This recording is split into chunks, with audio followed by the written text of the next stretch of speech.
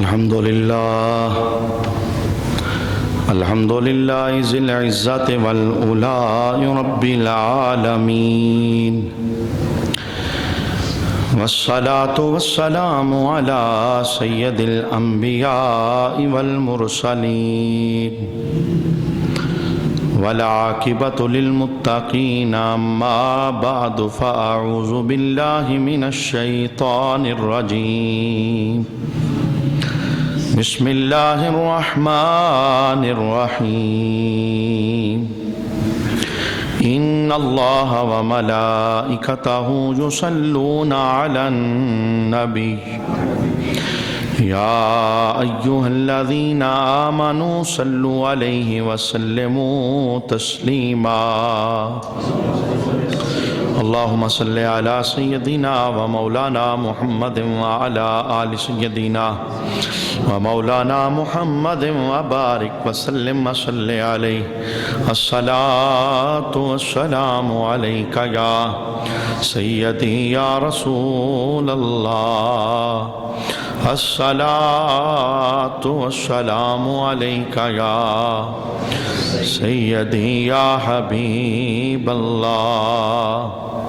الصلاة والسلام عليك يا سيدي يا شفيع المذنبين، وعلى آلك واصحابك يا سيدي يا رحمة للعالمين. بعد حمد و صلاة لائق عزت و تکریم جمیع احباب سمین علی وقار، خلیفہ اول حضرت ابوبکر صدیق رضی اللہ تعالی عنہ کی روایت کردہ احادیث مبارکہ، یہ ہمارا عنوان تھا. گزشتہ جمعہ کی نشست میں ہم نے چند حدیثیں سماعت کی تھی. آج بھی ہم مزید کچھ حدیثیں سماعت کریں گے. وہ علمی ورثہ جو حضرت صدیق اکبر رضی اللہ تعالی عنہ کے ذریعے امت کو میسر آیا، ہم اس علمی ورثے میں سے کچھ چیزیں دیکھنے کی کوشش کریں گے. اللہ رب العالمین ان فرامین مصطفیٰ کریم علیہ السلام پر ہم سب کو عمل پیرا ہونے کی توفیق نصیب فرمائے. آج کی پہلی حدیث پاک جسے حضرت سیدنا صدیق اکبر رضی اللہ تعالی عنہ آپ روایت کرتے ہیں، وہ سماعت کریں. اللہ کے محبوب کریم علیہ السلام نے ارشاد فرمایا: لا يدخل الجنة بخیل ولا حب ولا خائن ولا سیء الملکۃ، او کما قال علیہ السلام. گزشتہ جمعہ کے اندر ہم نے ایک حدیث سماعت کی تھی. پہلی دو باتیں اس حدیث میں ہم نے دیکھی تھی، لیکن آج دو باتیں مزید اس حدیث پاک کے اندر وہ ہمارے لیے سیکھنے کا اہتمام ان کے اندر موجود ہے. پہلے جو دو باتیں ہم گزشتہ جمعہ کے اندر سماعت کر چکے، اس حدیث کے اندر رسول اللہ صلی اللہ علیہ وسلم کے اس فرمان کو جناب ابوبکر صدیق رضی اللہ تعالی عنہ نے روایت فرمایا کہ جنت کے اندر داخل نہیں ہوگا بخیل بندہ، اور جنت کے اندر داخل نہیں ہوگا دھوکہ دینے والا بندہ. ان دو پر کلام ہم گزشتہ جمعہ میں سماعت کر چکے. آج ایک تیسری جو کردار کی ایک منفی کردار کا پہلو ہے، اسے محبوب کریم علیہ السلام نے بیان فرمایا کہ جس کے اندر یہ چیز ہوگی وہ بھی بندہ جنت کے اندر داخل نہیں ہوگا. کون سا؟ ولا خائن، خیانت کرنے والا بندہ وہ بھی جنت کے اندر داخل نہیں ہوگا.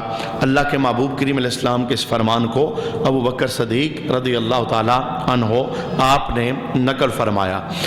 امانتیں ادا کرنا، اس کا ایک کانسیپٹ ہمارے ماحول اور معاشرے کے اندر پایا جاتا ہے. جب کوئی آپ کے پاس مال رکھوائے تو اس مال کو واپس موقع آنے پر اس بندے کو، اس مالک کو لوٹا دینا، یہ امانت ہوتی ہے. ہمارے ہاں ایک کانسیپٹ یہی ہے کہ امانت میں خیانت یہ صرف مال ہی میں ہوتی ہے اور کسی جیت کے ساتھ یہ خیانت نہیں ہوتی. لیکن میں اس پر آپ کے سامنے ایک حدیث پاک عرض کرنا چاہوں گا۔ جو خیانت کا مفہوم ہے یہ بہت زیادہ وسیع ہے، اور آپ تھوڑی دیر کے لیے جب توجہ کریں گے تو کلمہ پڑھنے والے بہت سارے لوگ ایسے ہیں جو خیانتیں کر رہے ہیں، لیکن شاید انہیں خبر نہیں ہے کہ یہ بات بھی خیانت بنتی ہے۔ آئیے میں وہ حدیث پاک آپ کے سامنے عرض کرتا ہوں۔ عبداللہ بن مسعود رضی اللہ تعالی عنہ آپ ارشاد فرماتے ہیں کہ جب قیامت کا دن ہوگا، جس نے امانت میں خیانت کی اسے اللہ کی بارگاہ کے اندر حاضر کیا جائے گا، تو اللہ تعالیٰ اس سے فرمائے گا کہ اپنی امانت کو ادا کرو۔ دنیا کے اندر تو نے امانت میں خیانت کی تھی، اپنی امانت کو ادا کرو۔ وہ آگے سے جواب دے گا، اے اللہ دنیا تو چلی گئی، اب یہاں پر کوئی ایسی چیز ہے ہی نہیں، میں امانت کو ادا کیسے کروں؟ خیانت مجھ سے ہو گئی تھی لیکن اب دنیا تو چلی گئی، یہ آخرت ہے اور یہاں مال و دولت نہیں ہے، کوئی ایسی چیز نہیں ہے جس سے میں امانت ادا کر دوں۔ تو اللہ رب العالمین کی طرف سے حکم ہوگا کہ جہنم کی گہرائی کے اندر نظر ڈال۔ اب وہ بندہ جہنم کی گہرائی کے اندر نظر ڈالے گا تو وہ امانت جس میں اس نے خیانت کی تھی، یہ کوئی ایک چیز نہیں ہوتی، بے شمار چیزیں ہوتی ہیں۔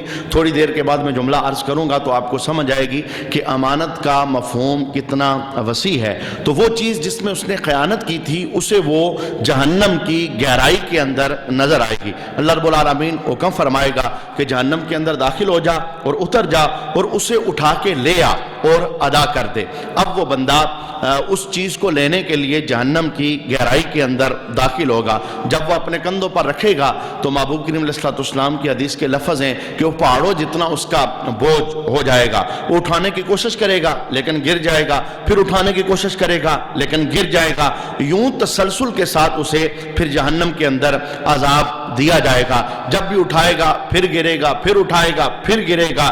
یعنی یہ امانت میں خیانت کرنے والے کا عذاب اللہ کے محبوب کریم علیہ السلام نے بیان فرمایا۔ اس کے بعد عبداللہ بن مسعود رضی اللہ تعالی عنہ اس جملے کی وضاحت کرتے ہیں۔ آپ کیا فرماتے ہیں؟ امانتیں کون کون سی ہیں؟ آپ نے جو پہلا جملہ ارشاد فرمایا، آپ فرمانے لگے سن لو نماز امانت ہے، نماز امانت ہے، جو نہیں پڑھتا اس میں خیانت کر رہا ہے۔ غسل امانت ہے، یہ آپ کا دوسرا جملہ تھا، غسل امانت ہے، جو فرض غسل ادا نہیں کرتا یا اسے طریقہ ہی نہیں پتا اور سستی اور کالی کرتا ہے، جنبی رہتا ہے، فرمایا یہ غسل امانت ہے، جو اس میں خیانت کرتا ہے تو کل قیامت کے دن اس خیانت کا اسے جواب دینا پڑے گا۔ وضو امانت ہے۔ اور پھر چوتھا جملہ حضرت عبداللہ بن مسعود رضی اللہ تعالی عنہ آپ ارشاد فرماتے ہیں وزن کرنا یہ بھی امانت ہے۔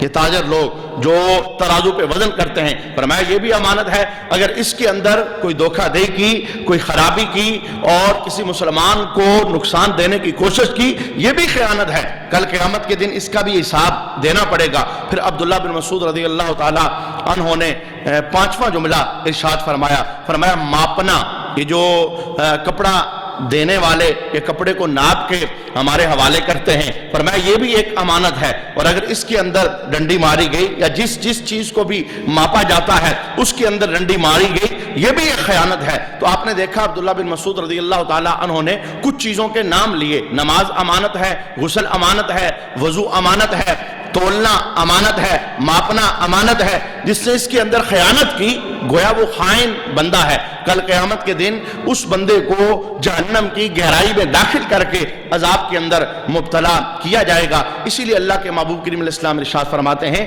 لا يدخل الجنہ، وہ جنت کے اندر داخل نہیں ہو سکے گا جو دنیا کے اندر خیانت کرنے والا ہے۔ معروف حدیث پاک ہے، بے شمار مرتبہ ہم نے اسے سماعت کیا ہے۔ اللہ کے محبوب کریم علیہ السلام نے ارشاد فرمایا کہ منافق بندے کی 3 نشانیاں ہیں، جب وہ بات کرے تو بات جھوٹی کرتا ہے، سچ نہیں بول سکتا۔ گویا آج کے دن یہ حدیث پاک ہم اتفاقاً سماعت کر رہے ہیں، یہ اپریل کا مہینہ، اس کے اندر یورپ کی طرف سے ایک رسم منائی جاتی ہے اور وہ اسے جھوٹ کے دن کے ساتھ منسوب کرتے ہیں۔ ہمارے مسلمان جہالت کی بنا پر وہ اس رسم کا شکار ہو گئے، اور آپ کو پتہ ہے ہمارے مسلمان بڑی تیزی کرتے ہیں اس طرف سے اٹھنے والی کسی بھی چیز کو لینے کے لیے، اپنا مذہب بھول جاتے ہیں، کلمہ بھول جاتے ہیں، اسلام بھول جاتے ہیں، محبوب کی تعلیمات بھول جاتے ہیں۔ تو وہ ایک ان کا کلچر ہے، انہوں نے باقاعدہ ایک دن بنایا ہے جس کے اندر جھوٹ بول کر کے وہ مسلمانوں کو تکلیف دی جاتی ہے، لیکن وہ جن کے ساتھ جھوٹ بولتے ہیں وہ سارے ہیں ہی کافر، یعنی وہ آپس میں یہ کام کرتے ہیں۔ لیکن مسلمان کے لیے بات کبھی بھی جائز نہیں ہے کہ مسلمان کے ساتھ جھوٹ بولے، وہ کوئی دن مخصوص ہو دن کے اندر یا عام زندگی کے اندر۔ اللہ کے محبوب کریم علیہ السلام نے ارشاد فرمایا منافق کی 3 نشانیاں ہیں، ان میں سے پہلی نشانی کیا ہے؟ جب وہ بات کرے تو جھوٹی بات کرتا ہے، سچ اس کی زندگی کے اندر ہے ہی نہیں، بات میں جھوٹ بولتا ہے۔ اور دوسری نشانی اللہ کے محبوب کریم علیہ السلام نے ارشاد فرمائی جب وہ وعدہ کرتا ہے وعدہ توڑ دیتا ہے، وعدے کو وفا کی منزلوں تک نہیں پہنچا سکتا۔ ہمارے مسلمانوں کے اندر یہ بات پائی جا رہی ہے۔ کیا وجہ ہوئی؟ آج کوئی ہمیں ادھار دینے کے لیے تیار نہیں ہے، لوگوں کے پاس پیسے ہوتے ہیں لیکن وہ پیسے دینے سے انکار کر دیتے ہیں۔ وجہ کیا ہے؟ آج مسلمانوں میں جو وعدے کی وفا تھی وہ نکل گئی، کہتے ہیں جی 1 مہینے بعد واپس کریں گے، پھر وہ 1 مہینہ آتا ہی نہیں، کہتے ہیں جی 10 دن بعد واپس کر دیں گے، وہ 10 دن آتے ہی نہیں۔ یعنی مسلمان اپنی زبان کی پاسداری کرنا بھول گیا، اس وجہ سے مسلمان کا اعتبار ختم ہوتا چلا جا رہا ہے۔ اللہ کے محبوب کریم علیہ السلام نے ارشاد فرمایا جو منافق بندہ ہے اس کی یہ نشانیاں ہیں، بات کرتا ہے جھوٹ بولتا ہے، وعدہ کرتا ہے وعدہ توڑ دیتا ہے، اور تیسری بات جب اس کے پاس امانت رکھوائی جائے وہ امانت میں خیانت کر دیتا ہے۔ تو اس حدیث کے اندر بھی اللہ کے محبوب کریم علیہ السلام نے خیانت کی مذمت بیان فرمائی، فرمایا مسلمان بندے کو یہ بات زیب نہیں دیتی کہ وہ خیانت کرنے والا ہو، کسی بھی چیز کے ساتھ خیانت کرنا یہ اللہ کے محبوب کریم علیہ السلام نے سختی کے ساتھ اس سے منع فرمایا ہے۔ بلکہ اس ایک حدیث کے اندر تو حضور نے یہ جملہ بھی ارشاد فرمایا جو مومن ہے اس کی فطرت کے اندر جھوٹ اور خیانت یہ داخل نہیں ہو سکتی۔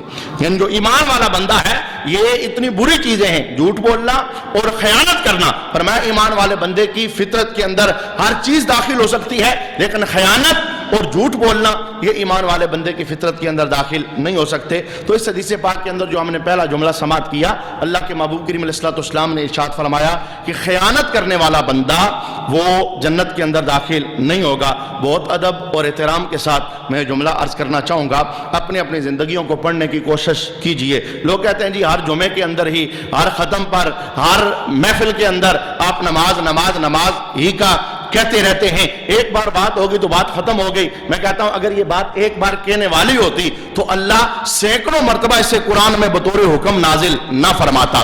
میں بار بار گما کے بعد اس لیے اس جگہ پر لاتا ہوں، تھوڑی دیر کے لیے اپنی زندگیوں کو چیک کیجئے، کہیں ہم خیانت تو نہیں کر رہے، کہیں ہم نماز چھوڑ کر کے خائن تو نہیں ہو رہے، چونکہ عبداللہ بن مسعود کہتے ہیں نماز امانت ہے اور نماز کو چھوڑنا یہ خیانت ہے، اور جو بندہ اس خیانت کا شکار ہے وہ قیامت کے دن پھر اس خیانت کے جواب دینے کے لیے اور خیانت کو ڈھونڈنے کے لیے اور اس امانت کو ادا کرنے کے لیے اسے جہنم کی گہرائی کے اندر داخل کیا جائے گا۔ اللہ رب العالمین ہر قسم کی خیانت سے ہمیں حفاظت عطا فرمائے۔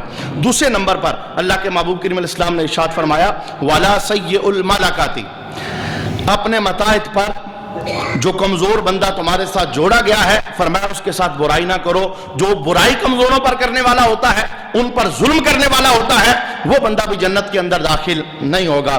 یہ دنیا کا ایک نظام ہے، کوئی اوپر ہے اور کوئی اور اوپر ہے اور کوئی اور اوپر ہے، یہ درجے ہیں، سارے بندے برابر نہیں ہیں۔ اگر سارے بندے برابر ہوں تو یہ اللہ رب العالمین کی ایک کمال حکمت ہے کہ اس نے برابر نہیں رکھا۔ یہ جو دنیا کا نظام چل رہا ہے، کوئی اوپر والا ہے، کوئی اس سے نیچے، پھر کوئی اس سے نیچے، ایک دوسرے کا بندوں کو محتاج بنا دیا گیا۔ تو بعض اوقات ایسا ہوتا ہے ہم اوپر ہوتے ہیں، ہمارے کوئی نیچے ہوتا ہے، یعنی کام کرنے والا، متاعت، ہمارے پاس نوکری کرنے والا، ہمارے پاس بطور خادم ڈیوٹی کرنے والا۔ تو اللہ کے محبوب کریم علیہ السلام نے باقاعدہ تلقین فرمایا کمزوروں کے اوپر ظلم نہیں کرنا اور کمزوروں کے ساتھ برائی نہیں کرنی۔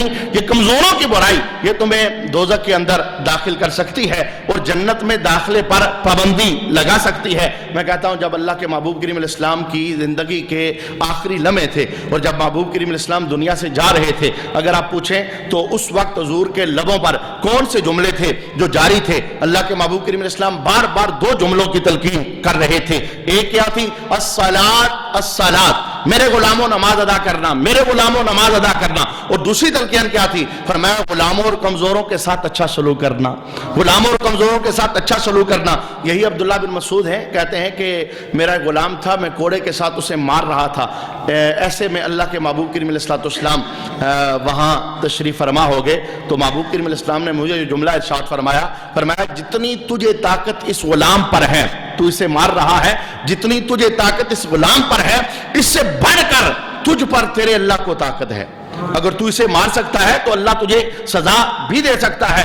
تو عبداللہ بن مسعود کہتے ہیں کہ پھر حضور کی ہیبت کی وجہ سے وہ کوڑا میرے ہاتھوں سے گر گیا۔ میں نے عرض کیا رسول اللہ آج کے بعد میں اسے ماروں گا نہیں، میں اللہ کی رضا کے لیے اسے آزاد فرماتا ہوں۔ اور پھر اس موقع پر سرکار علیہ السلام نے فرمایا تھا اے عبداللہ بن مسعود اگر تم یہ نہ کرتے، یعنی اس کمزور پر تمہارا یہ ظلم جاری رہتا، اگر تم اسے آزاد نہ کرتے تو کل قیامت کے دن اس کی وجہ سے وہ تم پر آگ ڈالی جاتی اور تمہیں آگ کے اندر داخل کیا جاتا۔ بہرکیف اس حدیث پاک کے اندر جو حضرت ابوبکر صدیق رضی اللہ تعالی عنہ نے روایت کی، دو بندے اور ہم نے سماعت کی جو جنت کے اندر داخل نہیں ہوں گے۔ تین ہم نے گزشتہ حدیث کے اندر سماعت کیے تھے۔ احسان جتانے والا بندہ وہ جنت کے اندر داخل نہیں ہوگا، دھوکہ دینے والا بندہ وہ جنت کے اندر داخل نہیں ہوگا، بخل کرنے والا بندہ وہ جنت کے اندر داخل نہیں ہوگا، اور دو مزید آج ہم نے سماعت کی، خیانت کرنے والا بندہ اور کمزوروں پر ظلم کرنے والا بندہ وہ بھی جنت کے اندر داخل نہیں ہوگا۔ اللہ رب العالمین ان پانچوں برائیوں سے ہمیں حفاظت عطا فرمائے، اور جیسے محبوب کریم علیہ السلام چاہتے ہیں اللہ ویسے بن کے ہمیں زندگی بسر کرنے کی توفیق عطا فرمائے۔ آئیے ایک دوسری حدیث پاک جس کے اندر رسول اللہ صلی اللہ علیہ وسلم نے ایک بہت خوبصورت تربیت ارشاد فرمائی، اور اس تربیت کو بھی امت تک حضرت ابوبکر صدیق رضی اللہ تعالی عنہ آپ نے پہنچایا ہے۔ پوری توجہ کے ساتھ سماعت کریں۔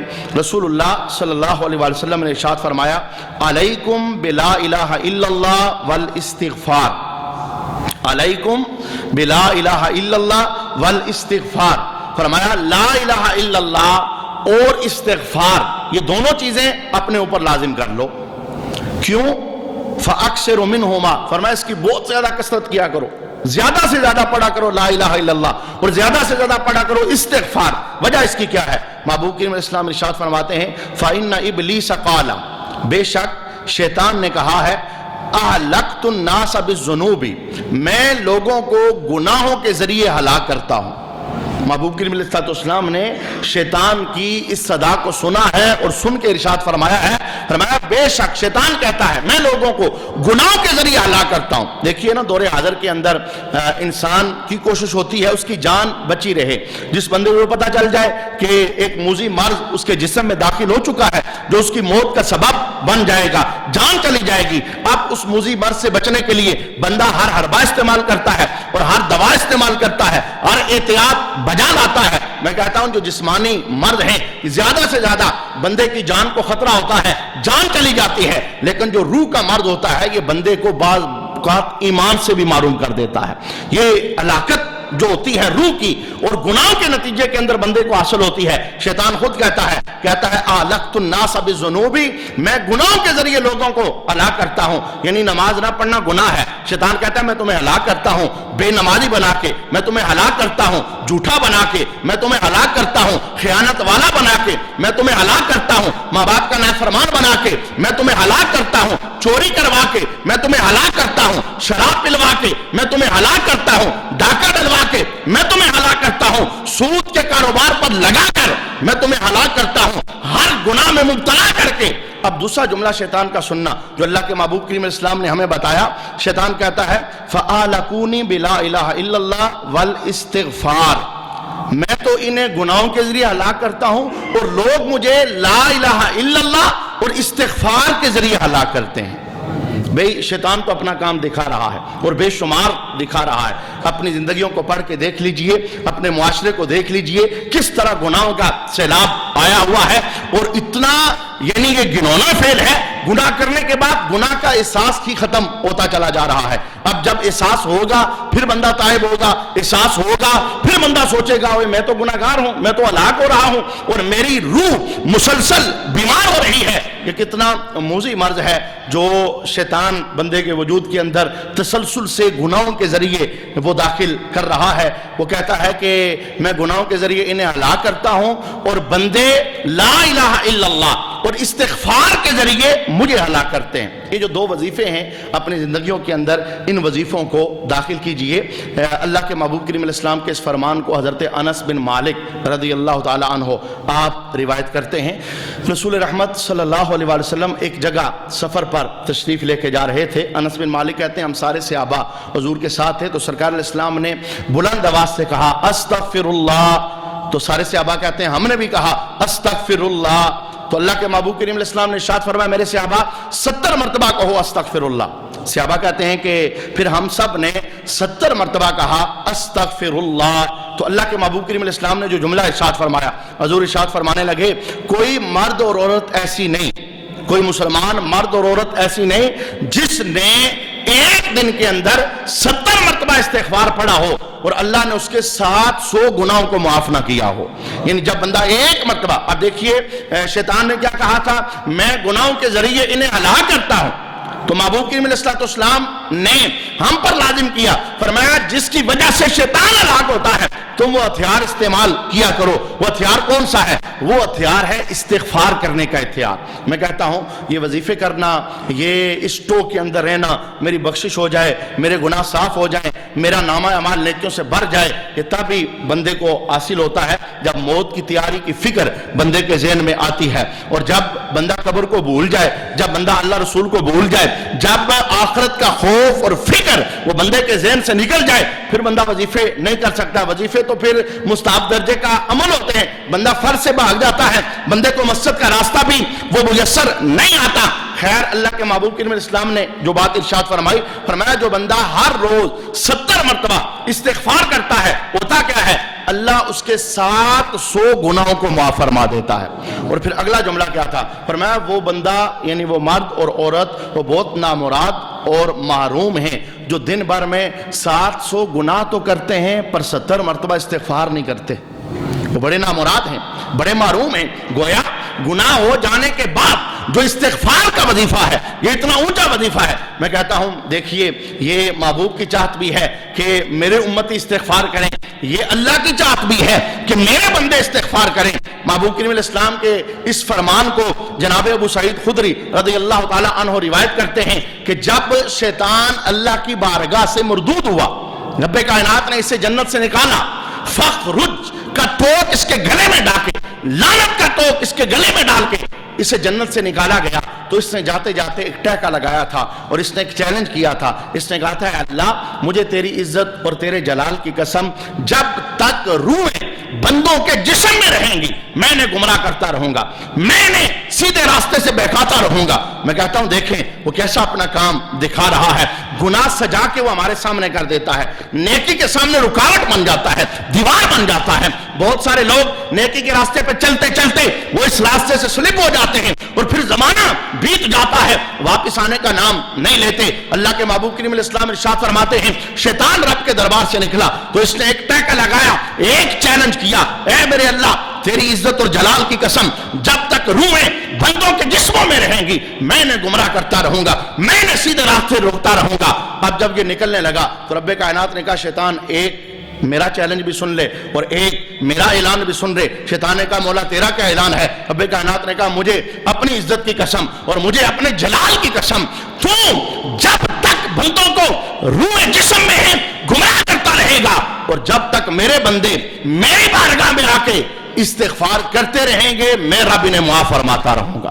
اب یہ کتنا بڑا وظیفہ ہے، اللہ خود کہہ رہا ہے میرے بندو استغفار کرو۔ میں نے شیطان کو چیلنج دیا ہے، جب شیطان نے تمہاری گمراہی کی بات اور تمہیں بہکانے کی بات کی ہے میں نے شیطان کو کہا تھا کہ جب تک میرے بندے استغفار کرتے رہیں گے میں انہیں معاف کرتا رہوں گا اور میں ان کی بخشش کرتا رہوں گا۔ ہمیں استغفار کا وظیفہ اپنی زندگیوں کے اندر داخل کرنا چاہیے۔ لوگ پریشان ہوتے ہیں رزق نہیں ہے جی، رزق بڑا تنگ ہے، رزق ہے پر برکت نہیں ہے، غم جان نہیں چھوڑتے، مصیبتیں گھر کے اندر انہوں نے ڈیرا ڈالا ہوا ہے، ہم بے اولاد ہیں جی، اولاد نہیں ہے، اولاد ہے تو نافرمان ہے۔ میں ان ساری باتوں کے لیے ایک وظیفہ اور وہ بھی حدیث پاک سے عبداللہ بن عباس رضی اللہ تعالی عنہما آپ اس حدیث پاک کو روایت کرتے ہیں۔ اللہ کے محبوب کریم علیہ السلام نے ارشاد فرمایا جو بندہ استغفار اپنے اوپر لازم کر لیتا ہے اللہ تعالیٰ اس کے ہر غم کو دور کر دیتا ہے۔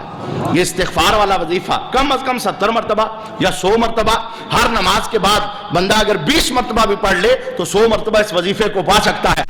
رسول اللہ صلی اللہ علیہ وسلم نے فرمایا جو استغفار کے وظیفے کو اپنے اوپر لازم کرتا ہے، پہلی بات اللہ اس کے ہر غم کو دور کر دیتا ہے، دوسری بات اللہ ہر مشکل سے نکلنے کا راستہ پیدا فرما دیتا ہے۔ یہ میں کہتا ہوں اللہ کے لیے تو کوئی رکاوٹ نہیں ہے، کوئی مشکل نہیں ہے، بندے پریشان ہو جاتے ہیں بھئی ایسی بمر میں پھنسے ہیں اب نکلنے کا کوئی راستہ اور سامان نہیں ہے، اللہ کے محبوب کریم علیہ السلام ہر مشکل سے نکلنے کا راستہ دے رہے ہیں۔ فرمایا استغفار کا وظیفہ اپنی زبانوں پر جاری کرو، ہر مشکل سے اللہ نکال دے گا۔ اور تیسرا رونا جو اس وقت ہر بندہ روتا ہے اور ہر بندہ رزق کے ہاتھوں پریشان ہے، اللہ کے محبوب کریم علیہ السلام نے ارشاد فرمایا استغفار کو اپنے اوپر لازم کرو، اللہ اس جگہ سے تمہیں رزق عطا کرے گا کہ تمہارا گمان بھی نہیں ہوگا۔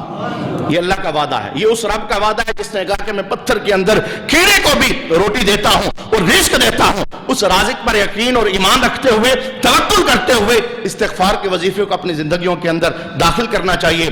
جس کے ہاں اولاد نہ ہو وہ استغفار کا وظیفہ کرے، جس کے گھر میں پریشانی ہے وہ استغفار کا وظیفہ کرے۔ تو یہ حدیث پاک جناب بکر صدیق رضی اللہ تعالی عنہ روایت کرتے ہیں کہ شیطان نے کہا، محبوب کریم علیہ السلام نے فرمایا کہ شیطان نے کہا کہ میں بندوں کو گناہوں کے ذریعے ہلاک کرتا ہوں اور بندے مجھے لا الہ الا اللہ اور استغفار کے ذریعے ہلاک کرتے ہیں۔ میں لا الہ الا اللہ اس وظیفے پر دو حدیثیں آپ کے سامنے عرض کرنا چاہتا ہوں، پوری توجہ کے ساتھ سنیے۔ محبوب کریم علیہ السلام کے اس فرمان کو جناب ابو سعید خدری رضی اللہ تعالی عنہ آپ نقل کرتے ہیں کہ موسیٰ علیہ السلام نے اللہ کی بارگاہ میں یہ دعا کی اور عرض کی اے میرے رب مجھے کوئی ایسی چیز سکھا دے، کوئی ایسی چیز مجھے سکھا دے جسے میں یاد رکھوں اور اس کے ذریعے میں تیری بارگاہ میں ہاتھ اٹھا کے دعا مانگوں تو تو میری دعا کو قبول کرے۔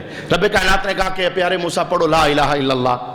تو موسیٰ علیہ السلام نے آگے سے جواب دیا اے میرے مولا یہ تو تیرے سارے بندے ہی پڑھتے ہیں، پوری کائنات پڑھتی ہے، میں کوئی خاص وظیفہ چاہتا ہوں جس کا تعلق فقط میری ذات کے ساتھ ہو۔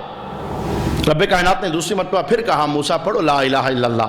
موسیٰ علیہ السلام پھر کہنے لگے مولا مجھے کوئی خاص وظیفہ چاہیے جو صرف میرے لیے ہو، یہ تو کائنات کا ہر کلمہ پڑھنے والا پڑھتا ہے۔ فرمایا نہیں پڑھو لا الہ الا اللہ۔ اب رب کائنات نے کیا بات ارشاد فرمائی، فرمایا پیارے موسیٰ اگر ساتوں زمین اور ساتوں آسمان ایک پلڑے میں رکھے جائیں اور دوسرے پلڑے کے اندر لا الہ الا اللہ کا وظیفہ رکھا جائے تو ساتوں آسمان اور ساتوں زمین سے زیادہ وزن وہ لا الہ الا اللہ کے وظیفے کا ہے۔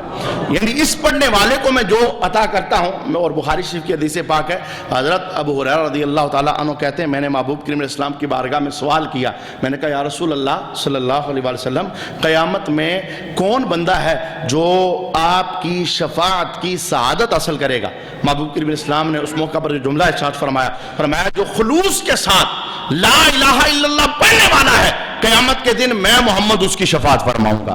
یعنی یہ لا الہ، اور یہ خلوص کیا ہے میں اس پر ایک حدیث پاک آپ کے سامنے عرض کرنا چاہوں گا۔ ایک اور موقع پر زید بن ارقم اس حدیث پاک کو نقل کرتے ہیں، محبوب کریم علیہ السلام نے ارشاد فرمایا کہ جو اخلاص کے ساتھ لا الہ الا اللہ پڑھتا ہے وہ جنت کے اندر داخل ہوگا، اس سے میری شفاعت ملے گی۔ تو ایک صحابی نے پوچھ لیا حضور یہ خلوص کے ساتھ لا الہ الا اللہ پڑھنا کیا ہے؟ یہ اخلاص کے ساتھ لا الہ الا اللہ پڑھنا کیا ہے؟ لا الہ الا اللہ کا وظیفہ تو سارے کرتے ہیں لیکن خلوص کے ساتھ پڑھنا اور اس پر یہ جزا یہ ہے کیا؟ اس موقع پر اللہ کے محبوب کریم علیہ السلام نے جو جواب ارشاد فرمایا خلوص کے ساتھ لا الہ الا اللہ پڑھنا یہ ہے کہ جو پڑھ رہا ہے وہ ان تمام کاموں سے رک جائے جن کو اللہ نے حرام فرمایا ہے۔ گویا اپنے آپ کو شریعت کا تابعدار بنا کے میں یہاں سے یہ جملہ اخذ کروں اور جملہ بولوں تو یہ جملہ بالکل غلط نہیں ہوگا۔ ہر وظیفہ فیض اسی وقت دے گا جب آپ اللہ کی مان کے وظیفہ کرو گے۔ نماز ایک نہیں پڑھتے اور ہزار دانوں والی تسبیح اٹھا کے جناب گلی گلی پھر رہے ہیں اور کہتے ہیں جی میں اتنی مرتبہ یہ وظیفہ کرتا ہوں، اتنی مرتبہ یہ وظیفہ کرتا ہوں، ثواب اس وظیفے کا مل جائے گا، لیکن اگر اس کا حقیقی فیض لینا چاہتے ہیں جدھر رب نے بلایا ہے ادھر حاضر ہو جاؤ، جہاں سے رب نے روکا ہے ادھر سے رک جاؤ، پھر جو वजीफ़ा करोगे अल्लाह रब्बुल आलमीन उस वजीफ़े का हकीकी फैज़ भी अता फरमाएगा। तो इस हदीस पाक के अंदर आज हमने दो हदीसें समात की हैं। एक हदीस के अंदर महबूब करीम अलैहिस्सलाम का ये फरमान जनाब अबू बकर सदीक रज़ियल्लाहु ताला अन्हु नकल करते हैं कि जन्नत के अंदर ख़यानत करने वाला दाखिल नहीं होगा और कमज़ोरों पर जुल्म करने वाला और बुराई करने वाला वो दाखिल नहीं होगा। और दूसरी हदीस हमने ये समात की है कि अल्लाह के महबूब करीम अलैहिस्सलाम ने इरशाद फरमाया कि शैतान ने कहा है कि मैं गुनाहों के ज़रिए लोगों को हलाक करता हूँ और लोग मुझे ला इलाहा इल्लल्लाह और इस्तिग़फ़ार के ज़रिए हलाक करते हैं। इस वजीफ़े को अपनी ज़िंदगियों के अंदर बाकी फ़राइज़ की अदायगी के साथ साथ शामिल करना चाहिए। इंशाअल्लाह मज़ीद भी हदीसें हैं, हम अगली नशिस्त के अंदर उन्हें समात करेंगे। अल्लाह की बारगाह में दुआ करते हैं अल्लाह ताला हम सब को अमल की तौफ़ीक नसीब फरमाए।